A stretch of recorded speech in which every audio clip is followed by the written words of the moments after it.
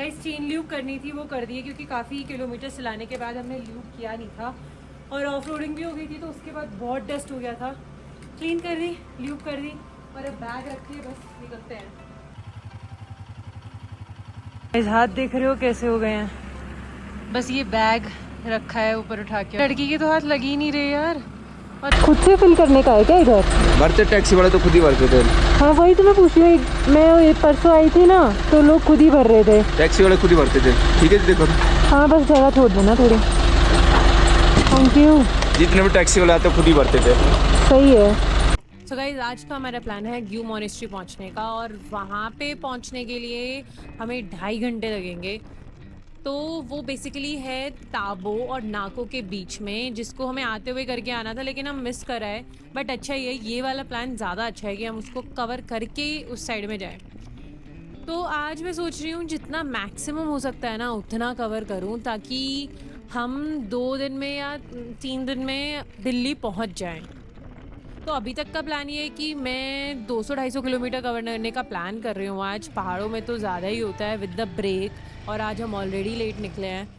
तो let's see कैसे होता है आज। मतलब मेरा सवाल ये है कि आप मुझे ये बताओ, लास्ट टाइम आप लोगों ने पहली बार कुछ नया कब किया था? मतलब मैं तो जैसे मुझे तो ना ऐसे चुल रहती है कि कुछ ना कुछ नया करना है। मतलब रूटीन तो फॉलो कभी कर ही नहीं सकती। जैसे मैं, अगर आप मुझे बोलोगे ना घर पे रहना है 1 महीना और आपको रूटीन फॉलो करना है, तो मैं तो बिल्कुल कर ही नहीं पाऊँगी। मतलब मेरे को डिप्रेशन में चलने जाने लग जाऊँगी। तो मुझे ना चेंज चाहिए होता है लाइफ में, ठीक है? तो और ये तो एक पार्ट हो गया। दूसरा होता है कि आप कुछ कुछ नई चीज़ें करते हो ना, उससे सीखते हो, उससे एक्सपीरियंसेस मिलते हैं, उससे आपकी लर्निंग होती है और आपको अपने आप के बारे में पता लगता है कि आप अच्छा ये भी कर सकते हो। मतलब आप ना खुद से सेल्फ कॉन्फिडेंट, सेल्फ खुशी मिलती है आपको।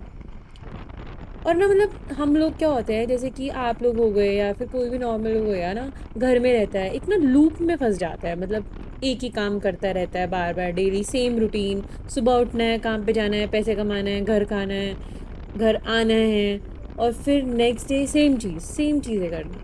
और फिर मतलब इतना पैसा कमाने का जुनून होता है कि आप पैसा कमाते रहते हो, पैसा कमाते रहते हो, पैसा कमाते रहते हो, और भूल जाते हो कि उसको जीना भी तो है। मतलब इतना कॉम्प्रोमाइज़ कर जाते हो लाइफ में कि थोड़ा सा भी पैसा बचा के आप जी नहीं सकते अपने मन का। और एक स्टेज ऐसी आ जाती है जब आप 50-60 साल के हो जाते हो ना, आप रियलाइज़ ही नहीं कर पाते हो कि ये जो पैसा कमाया है इसका करना क्या है। मतलब आपको लगता है दिस वॉज इट, मैं अपने बच्चों के लिए कर रहा हूँ, दिस वॉज इट, यही तो था, यही तो करना था, यही तो सीखा है मैंने अपने पेरेंट्स से। और आप भूल ही जाते हो कि you had to live for yourself also.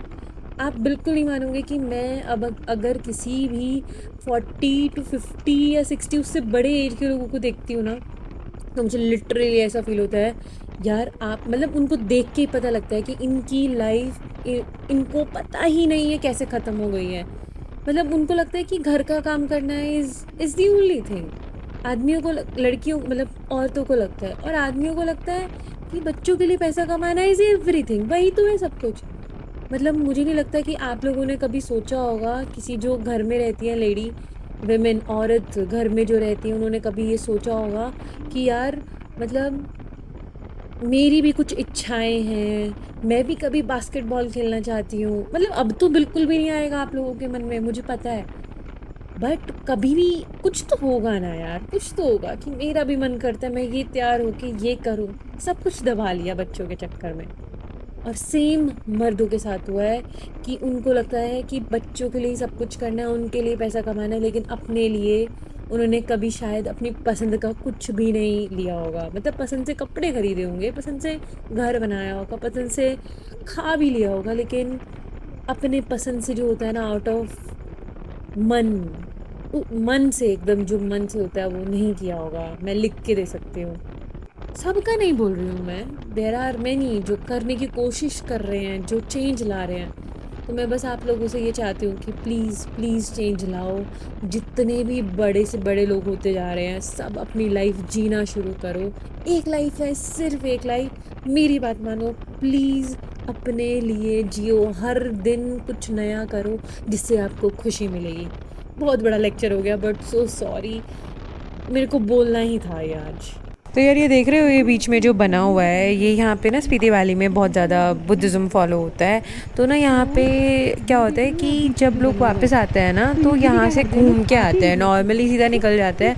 तो ऐसे ही होता है। जब मैं किब्बर विलेज गई थी तो उन्होंने वहाँ पे एक भैया ने मुझे बताया था कि बुद्धिज़्म में ऐसा ही होता है। मस्त लग रही है, बहुत ज़्यादा रिवर व्यू अच्छा आ रहा है इधर से। तो अभी हम नाको की साइड में जा रहे हैं, 8 किलोमीटर और बचा है, हमें फिर कट लेना है। गाइस ये है ग्यू मोनेस्ट्री के लिए रास्ता। उधर से अगर हम जाते तो नाको की साइड पहुंच जाते, बट हमें एक ये इधर हमें ग्यू मोनेस्ट्री होते हुए जाना है ना, तो हम ये करके फिर निकलेंगे नाको की साइड और रेकोंग पियो की साइड। यहाँ के रास्ते मैंने सुना है कि ख़राब ही हैं, ज़्यादा अच्छे हैं नहीं। भूख लगने लगाई है अब तो, सर में भी दर्द होने लग गया, लग रहा है मुझे सर्वाइकल का पेन स्टार्ट हो गया है कि ना, थोड़ा थोड़ा नौजिया हो रहा है मुझे। जब नौजिया होता है तो मुझे समझ आ जाता है कि सर्वाइकल का ही पेन है। अरे यार दवाई लेनी पड़ेगी। मैं एक मोबिजॉक्स करके लेती हूँ, वो मसल्स को भी रिलैक्स कर देती है और मेरा नेक पेन और हेडेक सब आराम कर देती है। म्यूज़िक भी नहीं सुन पा रही आज तो मैं। तो आज मैं ना कंफ्यूज हूँ कि कहाँ पे जाऊँ। जैसे ना यहाँ से रेकोंग पियो 3 घंटे का है, तो मैं कल्पा भी जा सकती हूँ। कल्पा आप लोगों को पता ही होगा कितनी सुंदर जगह है, तो उधर निकलते हैं। आज 3-3.5 घंटे का रास्ता है, इसको कवर करते हैं ग्यू मोनेस्ट्री को और फिर कल्पा की साइड में निकलते हैं। रास्ते बढ़िया ही हैं यार बीच में। अभी तक तो मैं ग्यू मोनेस्ट्री पहुँची नहीं हूँ, 2.5 किलोमीटर और बचा है। और आज ऐसा लग रहा है पहली बार कि मंजिल खूबसूरत है रास्ते से भी, क्योंकि इतना सर फट रहा है, भूख अलग लग रही है। गॉड बस ऐसा हो रहा है जल्दी से पहुंच के मैं कुछ खा लूं और फिर मैं दवाई ले लूं। आज तो बुरी हालत हो गई मेरी। स्पीति के रिमोट रीजन में इंडिया चाइना बॉर्डर के पास एक छोटा सा गांव है ग्यू विलेज, और उसमें एक ऐसी चीज़ रखी हुई है जो स्पिरिचुअली और साइंटिफिकली दोनों को कंफ्यूज कर देती है। एक 500 साल पुरानी मम्मी, एंड सबसे शॉकिंग बात, इसको कभी प्रिजर्व ही नहीं किया गया। इस मम्मी की डिस्कवरी भी ना एक एक्सीडेंट था। 1975 में ना एक बार अर्थक्वेक आया था यहाँ पे और सारी बिल्डिंग्स ना कोलैप्स हो गई थी। तो बीच में से जब निकाला गया चीज़ों को, तो उनमें से ये मम्मी निकली थी। ये मम्मी एक मॉन्क की है जिनका नाम था सांगा टेंजिन। अभी मैं जिस ग्लास चैम्बर के सामने खड़ी हूँ उसके अंदर है वो 500 साल पुराना मॉन्क। अगर आप क्लोजली देखो तो उनका फेस स्ट्रक्चर, टीथ और फोल्डेड पोस्चर क्लियरली विजिबल है। यहाँ के गांव के लिए ये स्पिरिचुअल मम्मी अभी भी प्रोटेक्टर मानी जाती है, क्योंकि इनको लगता है कि ये इनको प्रोटेक्ट करती है किसी भी डिज़ास्टर से। कितनी इंटरेस्टिंग बात नहीं है कि 500 साल पुराना मॉन्क अभी मेडिटेशन पोस्चर में बैठा हुआ है।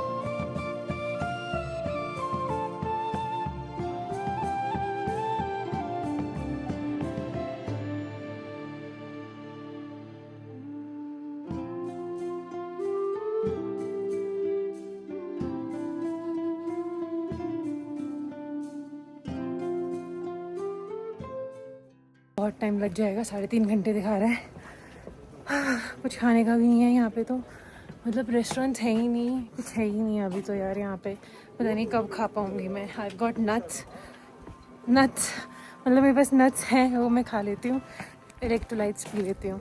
लग रही है और अभी तो कुछ दिख नहीं रहा, तो I am making fast enough and I have one and some nuts, तो वो खा लेते हैं।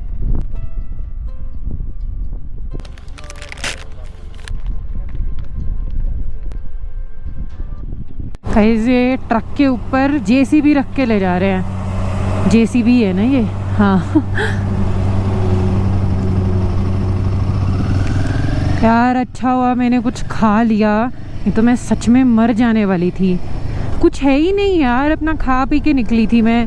अब भूख लगी है ये टाइम के बीच में भी, क्या ही कर सकते हैं। कोई नहीं, अभी थोड़ा सा कोई गांव आता है या कुछ भी शहर अच्छा सा, यार अब तक आएगा ही नहीं यार, बहुत दूर जाके कुछ आएगा तो तब खाते हैं। एटलीस्ट मैगी वैगी मिल जाए, कहीं पता लगे मेरे को ही बनानी पड़ रही है अपनी स्टोव वो निकाल के।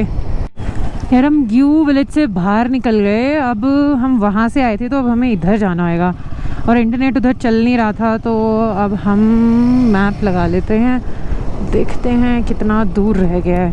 फाइनली हम स्पीति वैली को बाय बाय बोल देते हैं। ये वाटरफॉल है क्या? ये वाटरफॉल जैसा जैसा सा लग रहा है पर है नहीं। ओए KTM 390, ओ ये वाटरफॉल ही है। हाँ ये जमा हुआ है थोड़ा बहुत। अच्छा जी।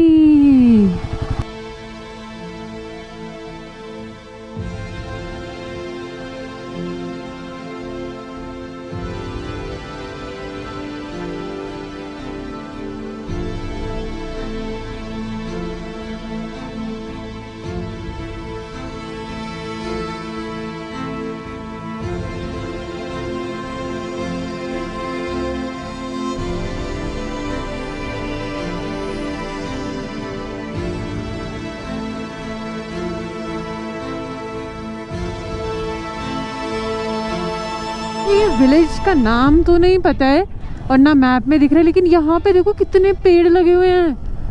पहली बार देख रही हूँ इतने ज्यादा पेड़ वाला विलेज। और सारे में देखो रेत रेत ही है, ये मिट्टी मिट्टी है, बट स्टिल कितने पेड़ लगे हुए हैं यहाँ पे।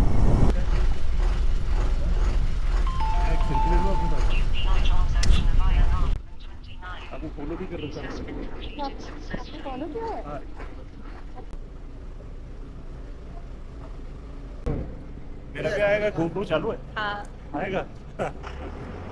धन्यवाद madam. Thank you so much.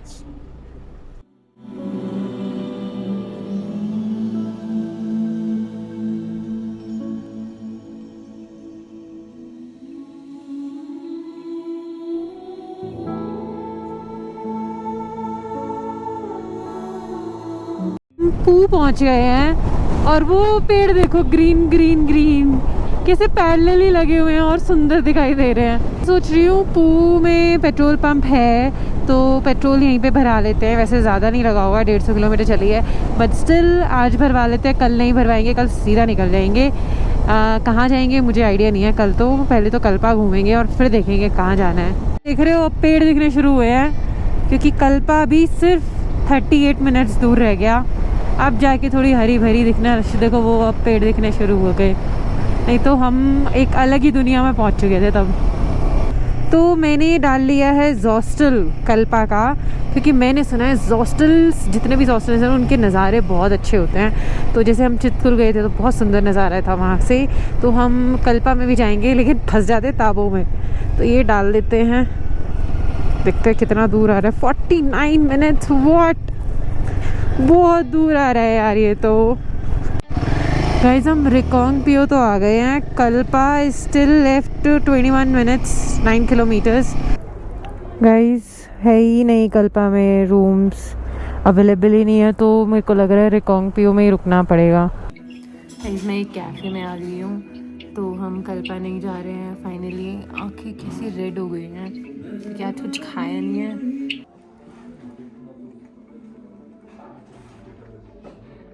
So guys मैं आ गई हूँ अपने होम स्टे में। मैंने होम स्टे लिया है, ऑब्वियसली हॉस्टल तो मिला नहीं, तो मैं खाना खाकर आ गई थी और मैं ब्लॉग अपलोड कर रही थी, तो मैं कैफ़े में बैठ गई थी।